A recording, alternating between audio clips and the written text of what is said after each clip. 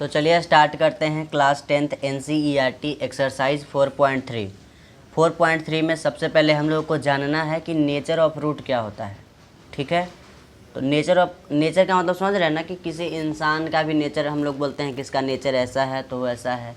उसी तरह से रूट का भी नेचर होता है। ठीक है, रूट का मतलब जैसे कि आप जानते हैं क्वाड्रेटिक इक्वेशन का जनरल फार्मूला या फिर उसी को बोल सकते हैं स्टैंडर्ड फार्मूला क्या होता है, ax² प्लस का bx प्लस का c इक्वल टू 0, यही होता है ना।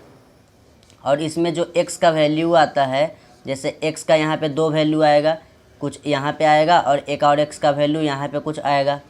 तो इसका क्या नेचर है, इस x का जो वैल्यू आएगा उसका क्या नेचर है, यही हम लोग को क्या करना है, बताना है। ठीक है, तो सबसे पहली बात कि एक फॉर्मूला होता है जिसको हम लोग बोलते हैं डिस्क्रिमिनांट।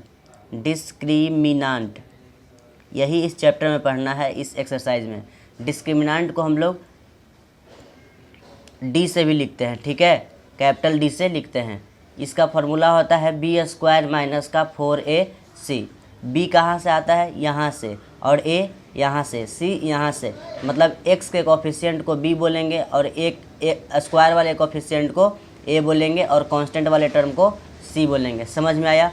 तो ये होता है डिस्क्रिमिनांट का फार्मूला। मतलब डिस्क्रिमिनांट का फार्मूला पूछा जाए तो क्या होता है, b² माइनस का 4ac।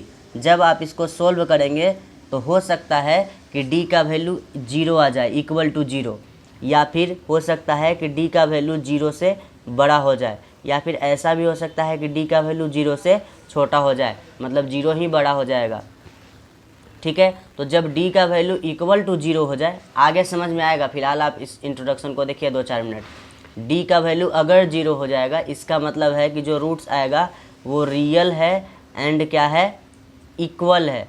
मतलब अगर हो सकता है कि x को हम मतलब यहाँ से अगर सोल्व कर रहे हैं तो x का वैल्यू 2 आया है, तो इस वाले बॉक्स में भी x का वैल्यू कितना आएगा, 2 आएगा। समझ में आया?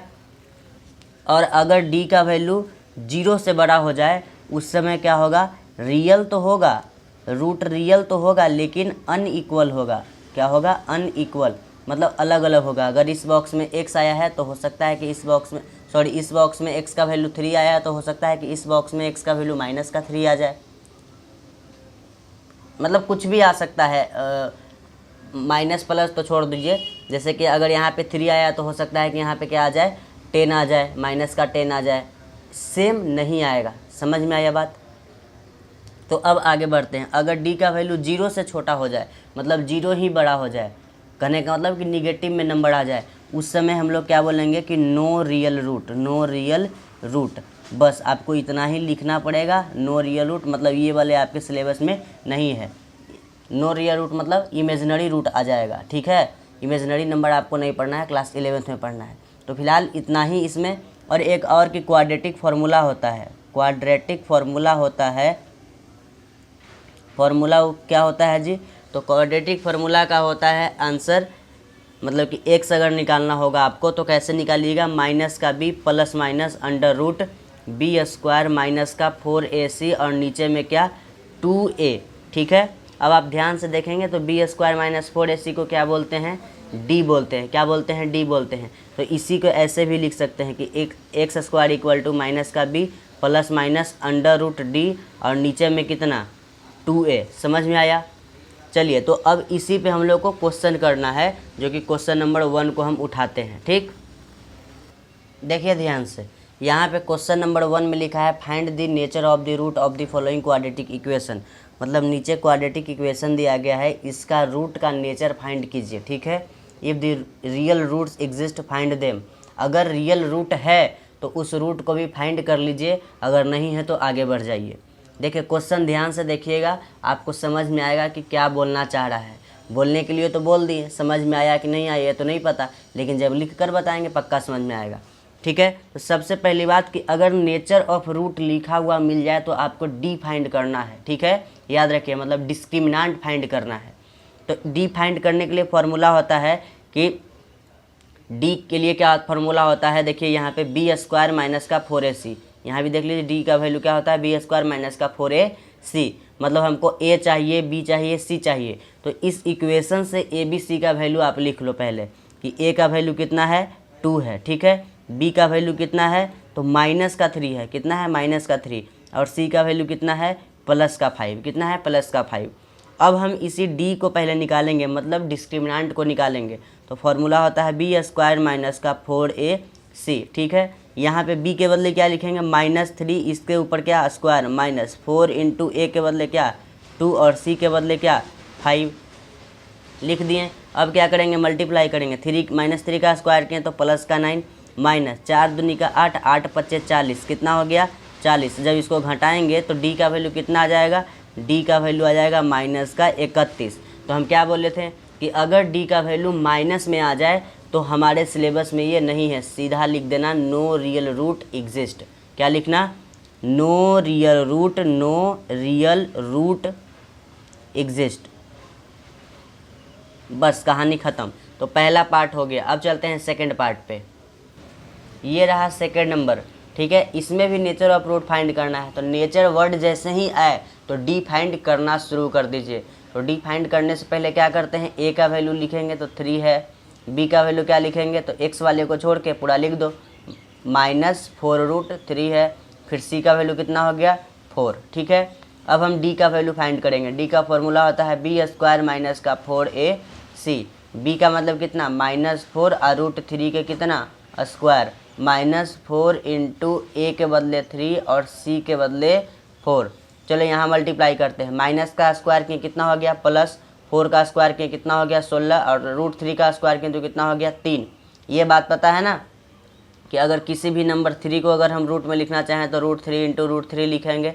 हाँ, तो अगर √3 2 बार मल्टीप्लाई किए तो क्या मिलता है 3। तो यहाँ भी √3 का 2 बार मल्टीप्लाई करेंगे तो क्या मिलेगा 3 मिलेगा, और 4 का 2 बार मल्टीप्लाई करेंगे तो कितना मिलेगा 16, मतलब 16 ये कितना हो गया 48, माइनस 4 3 12, 12 का 12 24 32 36, 12 चौके 48। तो डी का वैल्यू कितना आ गया भैया 0। डी का वैल्यू कितना आया 0। अब आप इधर देख लो कि अगर डी का वैल्यू देखो यहाँ पे डी का वैल्यू अगर 0 हो जाए तो रूट क्या हो जाएगा रियल एंड इक्वल, ठीक है। तो अब हम फॉर्मूला मतलब कि यहाँ पे क्या लिखेंगे कि roots are real and equal. समझ में आया। अब यहाँ तो हो गया कि रूट्स रियल और इक्वल होगा यहाँ पे, लेकिन रियल फाइंड हो रहा है ना, यहाँ पे बोल रहा है ना कि रियल होगा। देख करके डी पता चल गया कि इसको जब सोल्व करेंगे तो रूट रियल निकलेगा और साथ में इक्वल निकलेगा, मतलब एक्स का वैल्यू 2 को तो निकलेगा, ये पता है कैसे, इस पावर से। तो ये दोनों जो एक्स का वैल्यू निकलेगा वो आपस में सेम रहेगा, इसके नेचर से ये पता चला है ना जी। तो अब वो रूट को फाइंड करना है। तो चलो मिडिल टर्म स्प्लिट करते हैं, करना शुरू कर देते हैं, या फिर क्वाड्रेटिक फार्मूला लगा लो। तो चलो क्वाड्रेटिक फार्मूला हम क्या जानते हैं, हम क्वाड्रेटिक फार्मूला ये जानते हैं कि अगर x निकालना हो तो माइनस का b और plus minus √b square minus का 4ac, और नीचे में क्या लिखेंगे 2a लिखेंगे, ठीक है। तो यहाँ लिखेंगे माइनस पहले से है और b का वैल्यू कितना माइनस का 4√3 plus minus √b square minus 4ac। b square minus 4ac का वैल्यू कितना आया है 0, तो यहाँ लिखेंगे 0, और नीचे में क्या लिखेंगे 2 और a के बदले लिखेंगे 3। समझ में आया। बस ध्यान से देखिए, 1-2 क्वेश्चन समझ में आ जाएगा। माइनस माइनस मिलकर प्लस 4√3 और प्लस इसका वैल्यू कितना हो गया 0, और नीचे में 2 इंटू 3। तो हम d का वैल्यू अगर निकालना भी चाहें तो 4√3 और यहाँ पे 2 इंटू 3, तो 2 दूनी का 4 और 3 से ये √3 ख़त्म हो गया, मतलब 1/√3 बचा। तो x का वैल्यू कितना आ गया, और यहाँ पे प्लस में देखिए प्लस माइनस दोनों चल रहा है 0, प्लस माइनस दोनों चल रहा है यहाँ पे कितना 0 साथ में, ठीक है। यहाँ पे लिखेंगे प्लस माइनस दोनों चल रहा है साथ में कितना 0, यहाँ नीचे कुछ नहीं तो 1। तो x का वैल्यू क्या आ गया 1/√3 और प्लस का 0, और फिर एक और x का वैल्यू कितना आ गया 1/√3 और माइनस का 0। तो 0 माइनस कर दो या प्लस कर दो, बात तो बराबर ही होगा। मतलब x का वैल्यू कितना आ गया 1/√3 और एक और x का वैल्यू कितना आ गया 1/√3। तो यही क्या हो गया आंसर। नहीं समझ में आया होगा पहला क्वेश्चन तो कोई दिक्कत नहीं, पहला क्वेश्चन में तो सोल्व ही नहीं हुआ क्योंकि वो रियल रूट एग्जिस्ट नहीं कर रहा था। इसमें रियल रूट एग्जिस्ट भी किया तो हो सकता है समझ में नहीं आया होगा। तो अगले क्वेश्चन का इंतज़ार कीजिए, समझ में आ जाएगा। देखिए क्वेश्चन हेडिंग में क्या बोला था कि रूट फाइंड करो, अगर रियल है तो फिर क्या करना है, इसका रूट सॉरी पहले नेचर फाइंड करो, अगर नेचर में रूट रियल पता चल जाए तो फिर क्या कर देना तुम, इसको रूट फाइंड कर लेना, है ना। तो पहले नेचर फाइंड करते हैं। नेचर फाइंड करने से पहले ABC का वैल्यू लिखते हैं। तो A का वैल्यू कितना 2, B का वैल्यू कितना -6 और C का वैल्यू कितना 3। तो अगर हम D का वैल्यू फाइंड करेंगे तो B² - का 4AC होगा। B का वैल्यू कितना है -6 इसका स्क्वायर -4 × A के बदले क्या 2 और C के बदले क्या 3। तो 6 का स्क्वायर किया तो 36 हो गया, -4 दूनी का 8 है और 8 तियाई 24। तो 6 में से 4 गया तो कितना 2 और 3 में से 2 गया तो कितना 12। मतलब D का वैल्यू आ गया प्लस में, D का वैल्यू कितना आ गया प्लस में 12, है ना जी। तो इसका मतलब है कि ये रियल रूट एग्जिस्ट करेगा, लेकिन देखो यहाँ पे रियल रूट प्लस में अगर है मतलब कि 0 से बड़ा है तो इसका मतलब प्लस में है, तो रियल रूट तो रहेगा लेकिन वो अनइक्वल रहेगा, मतलब अलग अलग रूट मिलेगा हमको। तो इसी चीज़ को यहाँ पे लिखेंगे कि रियल रूट तो होगा एंड साथ में क्या होगा अनइक्वल, मतलब अलग अलग होगा। अब क्या करते हैं क्वाड्रेटिक फार्मूला लगाते हैं। तो x का वैल्यू की क्या हो जाएगा जी, क्वाड्रेटिक फार्मूला क्या होता है, तो -b प्लस माइनस √ B² - का 4AC और नीचे में क्या लिखेंगे 2A। तो x का वैल्यू देखो माइनस पहले से, b का वैल्यू कितना लिखेंगे -6, ठीक।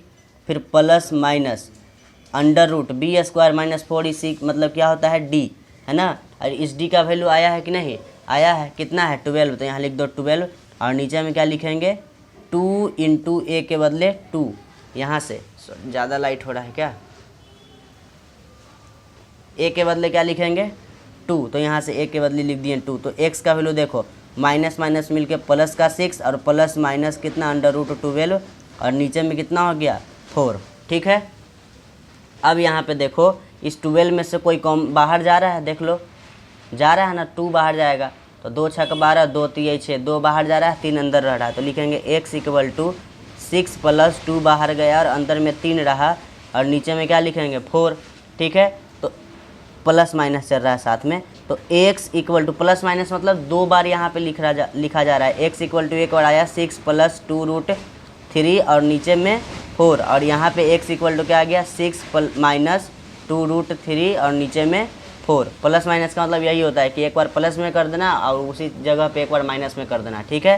तो एक x का वैल्यू ये आया, दूसरा x का वैल्यू ये आया। इसको आगे भी सोल्व करेंगे ऐसे, x = 2 कॉमन आया तो यहाँ पे लिखेंगे 3 प्लस का √3 और नीचे में क्या 4। तो 2 दूनी का 4 मतलब x का वैल्यू क्या आ गया 3 प्लस √3 और नीचे में कितना 2 हो गया, दिखाई दे रहा है। चलिए यहाँ पे देखिए तो x = इस दोनों में क्या कॉमन 2, तो यहाँ लिखेंगे 3 माइनस का √3 और नीचे में हो जाएगा 4। तो 2 दूनी का 4 तो यहाँ पे x का वैल्यू हो गया 3 माइनस √3 और नीचे में हो गया 2। तो दूसरा x का वैल्यू ये आया, पहला x का वैल्यू ये आया। समझ में आया कि नहीं। अब चलते हैं सेकंड नंबर पे, ध्यान से पढ़िए इस क्वेश्चन को। यहाँ पे क्या बोला है, find the values of k for each of the following quadratic equation so that they have 2 equal root. मतलब ये नीचे दिया गया इक्वेशन में बोला जा रहा है कि इस इक्वेशन का 2 गो रूट होगा लेकिन दोनों रूट आपस में क्या होगा इक्वल होगा, ठीक है। तो सॉल्यूशन कैसे करेंगे, पहले यहाँ पे देखो अगर दोनों रूट इक्वल है तो इस k का वैल्यू फाइंड करो, ठीक है। तो देखो हम लिखेंगे पहले कि गिवन इक्वेशन इज, लिख कर दिखाते हैं कैसे लिखना है। Given equation is 2x² plus का kx प्लस का 3 = 0। तो ये गिवन इक्वेशन हुआ, ठीक है। और वो बोल रहा है कि इस इक्वेशन का ना 2 गो रूट होगा और दोनों रूट आपस में क्या होगा इक्वल होगा। तो ऐसा हम कब बोलते हैं कि दोनों रूट आपस में इक्वल होगा, जब d का वैल्यू क्या हो जाता है 0 के इक्वल होता है ना। इस बात को याद रखना पड़ेगा। तो हम बोल सकते हैं कि यहाँ पे दिया हुआ है कि रूट्स आर इक्वल, रूट्स आपस में क्या है इक्वल है। मतलब डैट इज वो बोलना क्या चाहता है कि d क्या है 0 है। तो मतलब क्वेश्चन तो दिया है कि d 0 है, तो हम क्वेश्चन से हम फाइंड कर लेते हैं कि d का वैल्यू कितना होता है, ठीक है। तो a का वैल्यू 2 दिया गया है, b का वैल्यू k दिया गया है और c का वैल्यू 3 दिया गया है, ठीक है। अब यहाँ से अगर हम d का वैल्यू फाइंड करेंगे तो B² - का 4AC, b मतलब k दिया गया है तो k का स्क्वायर माइनस 4 × A के बदले 2 और c के बदले 3। तो यहाँ लिखेंगे के स्क्वायर माइनस का 3 दूनी का 6 और 6 चौको 24, मतलब डी का वैल्यू कितना आ गया, हम सोल्व किए तो के स्क्वायर माइनस का 24। जब हम सोल्व किए तो ये आया और क्वेश्चन बोल रहा है कि ये है डी इक्वल टू 0 है। इसका मतलब दोनों डी आपस में इक्वल होगा, क्योंकि दोनों डी तो इसी का है ना, तो दोनों डी आपस में इक्वल है। तो हम यहाँ पे लिखेंगे नाउ के स्क्वायर माइनस का 24 इक्वल टू 0, मतलब जब दोनों डी इक्वल है तो दोनों का जो वैल्यू है उस दोनों को सोल्व कर दो। ठीक है, इसका वैल्यू 0 है और इसका वैल्यू ये वाला है, मतलब हम सोल्व कर मतलब ये दोनों की इक्वेट कर रहे हैं। तो यहाँ पे क्या लिखेंगे, के स्क्वायर इक्वल टू इधर गया तो कितना हो गया 24, तो के अगर इधर रहा तो इधर से स्क्वायर हटा तो इधर क्या हो गया जी 24 चला गया अंडर रूट में। और जब अंडर रूट से हम बाहर निकालेंगे 24 को तो क्या हो जाएगा 12 दूनी का 24, 2 6 का 12, 2 3 6, मतलब जिसका पेयर लग रहा है वो बाहर चला जाएगा, मतलब के इक्वल टू 2 बाहर चला गया, अंदर में बच गया 6। और जब रूट से बाहर आता है तो प्लस माइनस लिखते हैं, मतलब के का वैल्यू 2 गो आ गया, एक प्लस में 2√6 और दूसरा माइनस में 2√6। समझ में आया। चलिए अब चलते हैं सेकंड पार्ट पे।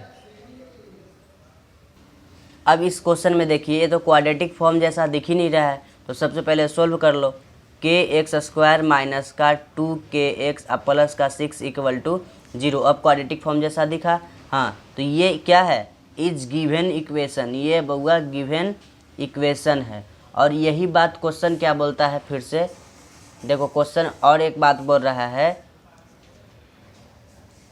कि रूट्स क्या है, रूट्स आर इक्वल एंड साथ में तो रियल होगा ही, रियल और क्या है इक्वल, मतलब वो कहना क्या चाहता है, इक्वल कब होता है रूट, जब डी का वैल्यू कितना हो जाए 0 हो जाए। तो क्वेश्चन साफ साफ दे दिया कि डी का वैल्यू कितना है 0, साफ साफ नहीं दिया, वो घुमा करके दिया, लेकिन हम भी चालाक हैं, हम समझ गए कि डी का वैल्यू वो क्या कहना चाह रहा है ना जी। तो अब क्या करेंगे, हम खुद से डी का वैल्यू फाइंड करेंगे। तो यहाँ इस इक्वेशन में देखो ए का वैल्यू कितना है के है, बी का वैल्यू कितना है माइनस का 2k है और सी का वैल्यू कितना है 6 है। मतलब अगर हम डी का वैल्यू निकालना चाहें तो बी स्क्वायर माइनस का 4ac होगा। बी के जगह पे क्या लिखेंगे माइनस का 2k, इसका क्या होल स्क्वायर माइनस 4 इंटू ए के बदले क्या लिखेंगे के और सी के बदले क्या लिखेंगे 6। जब स्क्वायर करेंगे तो हो जाएगा 4k स्क्वायर माइनस का 24k। ठीक है, तो ये आ गया क्या डी का वैल्यू। ठीक है, दिखाई दे रहा है कि ज़्यादा लाइट है, लाइट अब ठीक है ना जी। अब चलिए, तो ये तो क्वेश्चन में दिया था कि डी का वैल्यू इतना है, मतलब घुमा कर दिया था और हम फाइंड किए डी का वैल्यू इतना है, मतलब दोनों तो डी इसी क्वेश्चन का है, तो दोनों डी आपस में इक्वल होना चाहिए, तो दोनों डी का वैल्यू भी आपस में इक्वल होगा, तो उसी को क्या कर लो इक्वेट कर लो। मतलब 4k स्क्वायर माइनस का 24k इक्वल टू कितना 0, इसमें से कॉमन क्या जा रहा है 4 और साथ में k। ठीक है, तो यहाँ पे क्या बचा k और माइनस का 6 इक्वल टू 0, मतलब 4k इक्वल टू एक बार 0 या एक बार k माइनस 6 इक्वल टू 0। तो k इक्वल टू कितना हो गया 0/4, मतलब k इक्वल टू हो गया 0 और यहाँ k इक्वल टू हो गया 6। अच्छा एक बात बताओ कि यहाँ भी k का वैल्यू 2 गो निकला, तो क्या ये दोनों वैल्यू पॉसिबल है? तो नहीं, ये दोनों वैल्यू पॉसिबल नहीं होगा। क्यों नहीं होगा? जब आंसर आप पलटिएगा तो सिर्फ 6 देगा के का वैल्यू, लेकिन हम सोल्व किए तो कितना आ गया 2 गो आ गया। अगर हम इस के का वैल्यू यहाँ पे 0 पुट कर दें, देख लो समझा रहे हैं एक बात को यहाँ से समझने के लिए,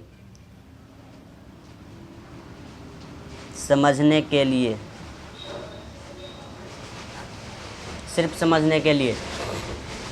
अगर इस इक्वेशन में देखो के एक्स स्क्वायर माइनस का 2kx प्लस का 6 इक्वल टू 0 में अगर के का वैल्यू हम 0 पुट कर दें, मतलब जहाँ जहाँ के है वहाँ 0 पुट कर दें, तो देखो क्या होगा 0 इंटू एक्स स्क्वायर माइनस का 2 इंटू 0 इंटू एक्स प्लस का 6 इक्वल टू 0। किसी भी नंबर में 0 से मल्टीप्लाई कर दो 0, माइनस का किसी भी नंबर में 0 से मल्टीप्लाई कर दो 0 प्लस का 6 इक्वल टू 0, मतलब 6 इक्वल टू 0। क्या ऐसा पॉसिबल है कि 6 इक्वल टू 0 हो जाए?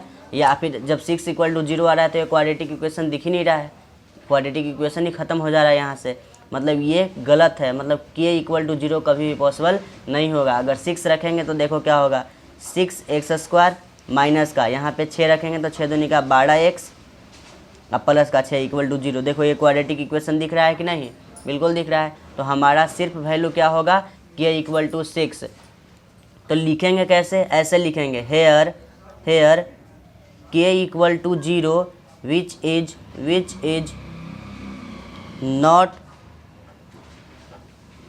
सेटिस्फाई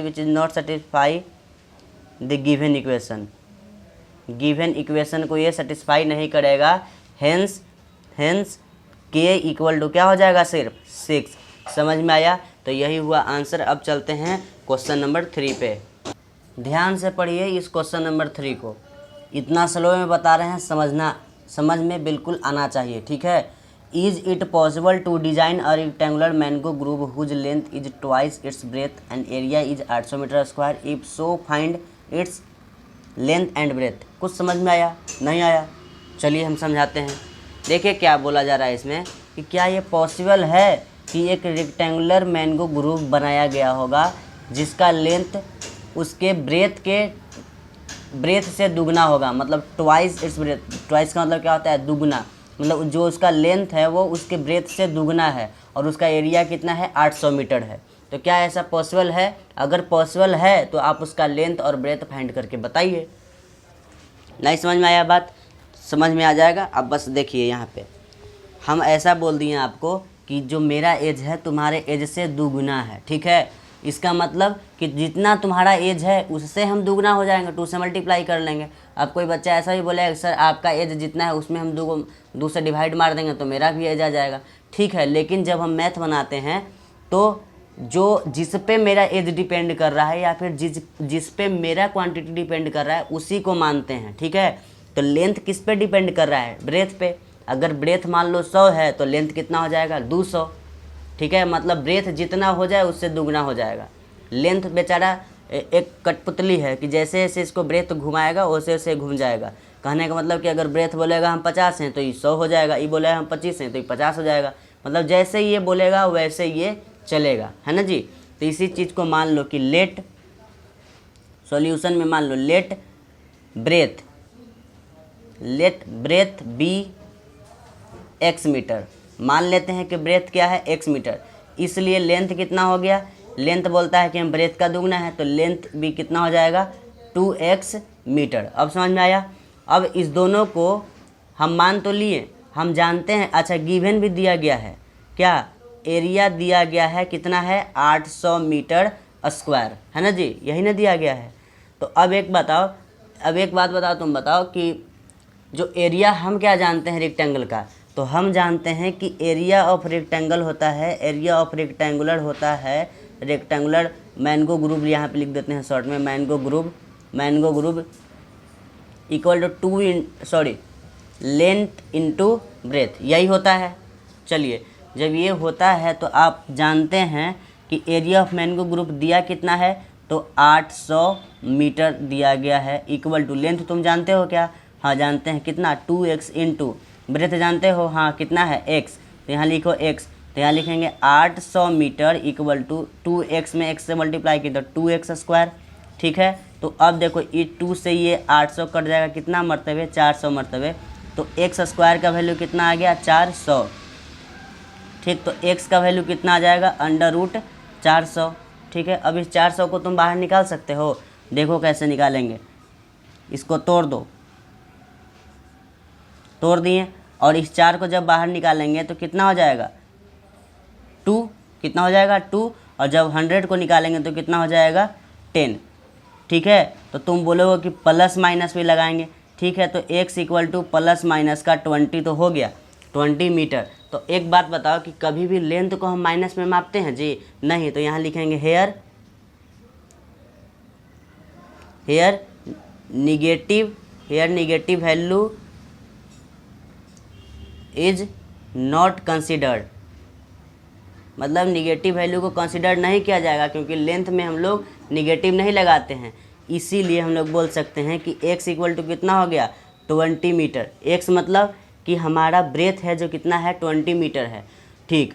तो लेंथ कितना हो जाएगा, तो लेंथ हमारा हो जाएगा कितना, 2 इंटू 20, मतलब कितना हो गया, 40 मीटर, ठीक है। यही फाइंड हो गया, जो लेंथ है हमारा कितना निकल गया, x सॉरी ब्रेथ जो है हमारा कितना निकल गया x, मतलब 20 मीटर, लेंथ हो जाए कितना निकल गया 40 मीटर। तो ये साफ साफ तो पता चल ही गया कि हाँ ये हमारा क्या निकल रहा है, लेंथ ब्रेथ आराम से निकल गया, मतलब ऐसा रेक्टेंगुलर मैंगो ग्रुप पॉसिबल हो सकता है। तो यहाँ लिख देना yes it is possible, yes it is possible. समझ में आया? चलो अब चलते हैं आगे। अच्छा पॉसिबल कैसे है, 20 को 40 में ऐसे देखो, एरिया अगर तुम निकालना चाहो, नीचे देखो, अगर एरिया निकालना चाहो तो लेंथ इंटू ब्रेथ होता है, और ब्रेथ का वैल्यू, लेंथ का वैल्यू पता है तुमको 40 और ब्रेथ का वैल्यू कितना है 20, जब मल्टीप्लाई करेंगे तो 800 मीटर स्क्वायर हो गया कि नहीं। तो जो गिवन था वो तो आ ही गया, इसका मतलब ये क्या है, पॉसिबल है। अब चलते हैं क्वेश्चन नंबर 4 नंबर पे। चलिए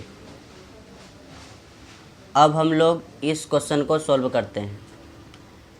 is the following situation possible, क्या ये नीचे दिया गया सिचुएशन है वो पॉसिबल हो सकता है। If so determine their present age. The sum of the age of two friend is 20 year, 4 year ago the product of their age was 48। मतलब समझ में आया कि दो फ्रेंड है, दोनों का एज जब हम, the sum of the age of two friend is 20 year, जब हम दो फ्रेंड का एज जोड़ते हैं तो कितना आता है 20 ईयर। 4 ईयर अगो, मतलब अगर 4 साल पहले उस दोनों का जो एज था, उस दोनों को एज को अगर गुना कर देते हैं तो कितना आ जाता है 48। तो देखते हैं, सॉल्यूशन करके देखते हैं। लेट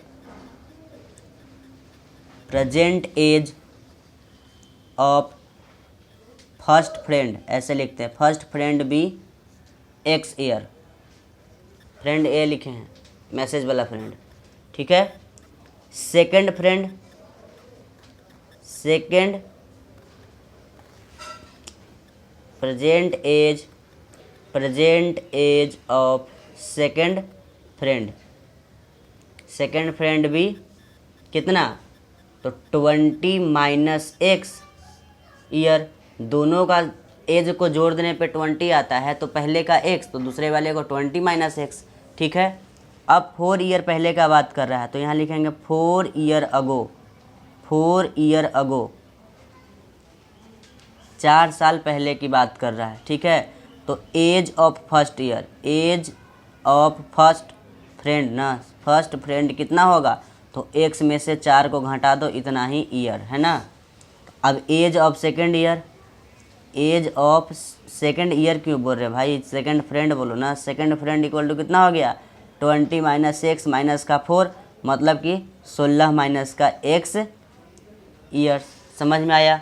अब क्या करना है, ये जो 4 साल पहले वाला है दोनों को मल्टीप्लाई करना है, बोल रहा है अब करो प्रोडक्ट ऑफ दियर एज, इस दोनों एज को जब हम मल्टीप्लाई करेंगे तो कितना आ जा रहा है 48। तो मल्टीप्लाई इधर कर लेते हैं, x माइनस 4 एक का और एक का 16 माइनस एक्स, मल्टीप्लाई करके आ रहा है कितना 48।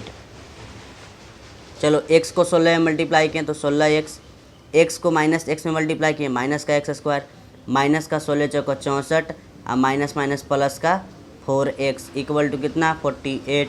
अब देखो यहाँ पे 16x और प्लस का 4x 20x हो गया, ठीक है। माइनस का x स्क्वायर माइनस का x स्क्वायर इक्वल टू यहाँ 48 और 64 उधर गया तो प्लस का कितना हो गया 64, मतलब 20x और माइनस का x स्क्वायर इक्वल टू, इसको ऐड किए तो 8 4 12, बाकी हाथ में 1 6 4 10 10 1 11। दिखाई भी दिया कि नहीं? सिंपल कुछ नहीं किए हैं, ट्रांसपोजिशन कर दिए, इधर से उधर कर दिए, उधर से इधर कर दिए, कहानी ख़त्म। अब क्या करते हैं, सबको एक साइड ले जाते हैं, तो इधर 0 रहने दो, फिर x स्क्वायर माइनस का 20x और प्लस का 112 को मिडिल टर्म स्प्लिट कर लो, या फिर ऐसे करते हैं, मिडिल टर्म स्प्लिट क्यों करना है, इसका नेचर फाइंड कर लो। अगर नेचर d इक्वल टू 0 आ गया तो ये सिचुएशन पॉसिबल है, अगर d 0 से बड़ा हो गया तो भी ये ये सिचुएशन पॉसिबल है, लेकिन अगर d निगेटिव में चला गया तो ये सिचुएशन पॉसिबल नहीं है। तो चलो a का वैल्यू यहाँ पे क्या लिखा हुआ है ये बताओ, a का वैल्यू लिखा हुआ है 1, ठीक है। b का वैल्यू कितना लिखा हुआ है माइनस का 20 और c का वैल्यू कितना लिखा हुआ है 112।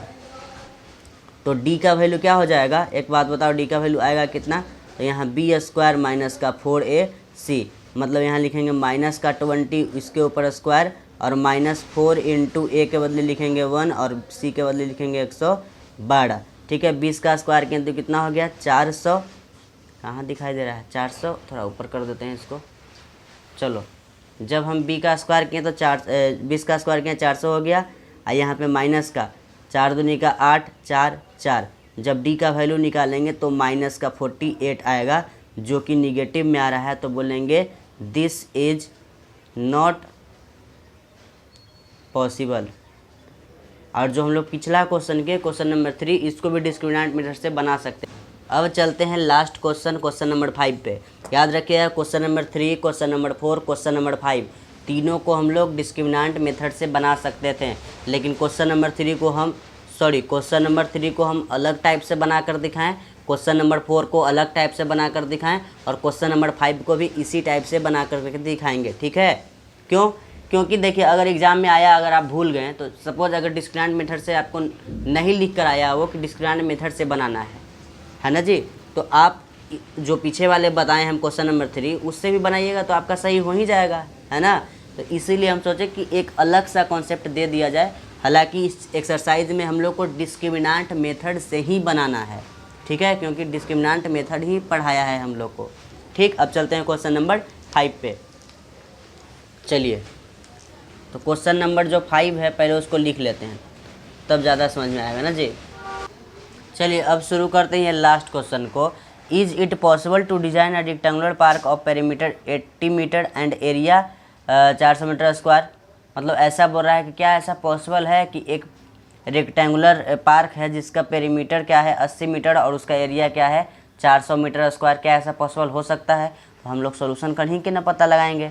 ठीक है, अगर ऐसा पॉसिबल है तो आप इसका क्या कर लीजिए, लेंथ और ब्रेड्थ फाइंड करके बताइए। ठीक है, तो हम यहाँ पे लिखने जा रहे हैं कि गिवन है पेरीमीटर, पेरीमीटर गिवन है कितना 80 मीटर, ठीक है, और एरिया गिवन है, एरिया कितना गिवन है जी 400 मीटर स्क्वायर। और भी कुछ दिया है?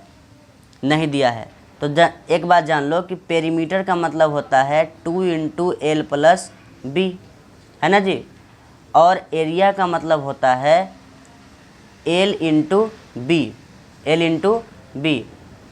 और पेरीमीटर जो है इस फॉर्मूला को याद रखना, याद रखने के लिए इसको हम लिखे हैं, और आप अपने कॉपी में भी लिख लेना, कोई दिक्कत नहीं है। अब देखो पेरीमीटर का मतलब हम जानते हैं, पेरीमीटर का मतलब हम जानते हैं कि गिवन है 80 मीटर, ठीक है, और यहाँ पे हम जानते हैं कि 2 × L + B, और यहाँ पे 80। तो यहाँ से अगर L + B का वैल्यू निकालना चाहें, L + B का वैल्यू निकालना चाहें तो 40 मीटर हो जाएगा कि नहीं? बिल्कुल हो जाएगा। देखो यहाँ से L + B का वैल्यू निकल गया, ठीक। और L × B मतलब एरिया तो साफ साफ वो दिया हुआ है ही कि एरिया जो होता है L × B होता है, और एरिया का मतलब होता है कि 400 मीटर दिया गया है, तो L × B का वैल्यू हमको पता चल गया, ठीक है। तो जब हम जानते हैं कि L + B दो चीज़ को सम कर दे या उसी चीज़ को फिर गुना कर दे, तो उससे हम क्वाड्रेटिक इक्वेशन बना लेते हैं। कैसे? x², फिर ये प्लस में हुआ, ये इसको प्लस में रखना स्टार्टिंग में, फिर माइनस में रखना, फिर दो चीज़ को एक ही चीज़ को, मतलब कि जैसे अगर y दिया हुआ है या फिर मान लो कि m दिया हुआ है और n दिया हुआ है, तो इस दोनों को एक बार प्लस कर देना, और इसका अगर वैल्यू दिया हुआ है और सपोज m × n इसका भी वैल्यू दिया हुआ है, तो इस चीज़ से हम क्वाड्रेटिक इक्वेशन को फाइंड कर सकते हैं। लेकिन वहाँ पे क्या दिया हुआ है L और B, और यहाँ पे देखो L और B आपस में क्या है मल्टीप्लाई में, मतलब L + B और साथ में x लगा देना, ऐसे ये फॉर्मूला होता है, याद रखो। उसके बाद माइनस हुआ है तो फिर प्लस देना, उसके बाद L × B, उसके बाद = 0। ध्यान से समझो, फिर से एक बार बता रहे हैं। पहले क्या करना है बउआ, ध्यान से देखो, पहले x² वाले टर्म लिख लो, फिर माइनस का साइन लगाना। पहले x² प्लस में लिख दिए, देखो बाहर में प्लस लिख दिए, फिर माइनस का साइन लगाना, और किन्हीं दो चीज़ को प्लस में होना चाहिए। तो L, यहाँ L B का बात हो रहा है, लेंथ और ब्रेथ, तो L B प्लस में है, उसके साथ x लगा दो, क्योंकि x² के बाद क्या होता है x होता है। उसके बाद प्लस लगाना, क्योंकि यहाँ पे माइनस था तो यहाँ प्लस लगाना। उसके बाद इसी दोनों को L और B को मल्टीप्लाई करके लिख देना और = 0 लगा दिए। यही क्वाड्रेटिक इक्वेशन का क्या हो गया, बनाने का एक फॉर्मेट हो गया, ठीक है। तो अब बताओ x² की जगह कुछ है? नहीं है, तो x² लिख दो, माइनस L + B की जगह कुछ है क्या? 40, तो यहाँ लिख देंगे 40 और साथ में x, plus L into b के बदले है क्या कुछ, हाँ है ना, कहाँ गया 400, तो यहाँ लिखेंगे 400, ठीक है। अब 400 लिख दिए इक्वल टू 0। अब इससे देखो तुमको दिखाई देने लगा हो कि एक क्वाड्रेटिक इक्वेशन बन गया, तो इसका तुम a का वैल्यू निकाल लो 1 हो गया, b का वैल्यू निकाल लो माइनस का 40 हो गया, और c का वैल्यू निकाल लो कितना हो गया 400 हो गया। तो d का वैल्यू निकाल के बताओ, तो बी स्क्वायर माइनस का 4ac, तो b का मतलब कितना माइनस का 40, इसके ऊपर स्क्वायर और माइनस 4 इंटू a का मतलब 1 और c का मतलब 400। तो यहाँ कितना हो गया 4 चौके 16 और डबल 0 माइनस 4 चौके 16 और डबल 0, मतलब d का वैल्यू कितना हो गया बउआ, तो d का वैल्यू हो गया तुम्हारा 0, मतलब रूट जो होगा वो रियल भी होगा साथ में इक्वल भी होगा। तो यहाँ लिखेंगे रियल रूट एंड इक्वल, और क्या होगा साथ में इक्वल, रियल रूट होगा और साथ में क्या हो जाएगा इक्वल। तो एक फार्मूला जानते हैं हम लोग, कौन सा फार्मूला, ये वाला, कि अगर x निकालना हो तो होता है माइनस का b plus minus under root d upon में 2a, d बोले तो b स्क्वायर माइनस का 4ac, है ना जी। तो अब बताओ b का वैल्यू जानते हो क्या, हाँ जानते हैं ना, कितना है माइनस का 40, तो यहाँ लिख दो माइनस पहले से और फिर माइनस का 40 प्लस माइनस d का मतलब पता है क्या, हाँ कितना 0, तो यहाँ लिख दो 0 और नीचे में 2 और a के बदले कुछ नहीं तो क्या 1 है, यहाँ पे देखो 1 है ना, a के बदले 1 है ना। चलो अब यहाँ पे देखो माइनस और माइनस कितना हो गया, यहाँ पे लिख रहे हैं 40, कितना हो गया 40, और ये प्लस माइनस अंडर रूट में से 0 निकला तो 0 और नीचे में कितना 2, ठीक है। तो एक बार x का वैल्यू हो गया प्लस 40 और प्लस 0 इक्वल टू 2, ठीक, और दूसरा x का वैल्यू हो गया 40 माइनस 0 अपॉन में 2, तो इसका मतलब हो गया कि 40 अपॉन 2, तो कट के आ गया 20, और इसका भी मतलब हो गया 40 अपॉन 2, मतलब कट के आ गया 20। तो x का वैल्यू कितना आ गया 20 और फिर से x का वैल्यू कितना आ गया 20। तो समझ में आ गया, मतलब लेंथ कितना है 20 मीटर और ब्रेथ भी कितना है 20 मीटर। तो हाँ ये पॉसिबल है, yes it is possible, yes it is possible, ठीक है। अब चलते हैं अगले चैप्टर पे, ये चैप्टर हो गया कंप्लीट। अगर अच्छा लगा है तो प्लीज़ वीडियो को लाइक कीजिए, अपने दोस्तों में शेयर कीजिए। तब तक हंसते रहिए, मुस्कुराते रहिए, तब तक के लिए बाय बाय।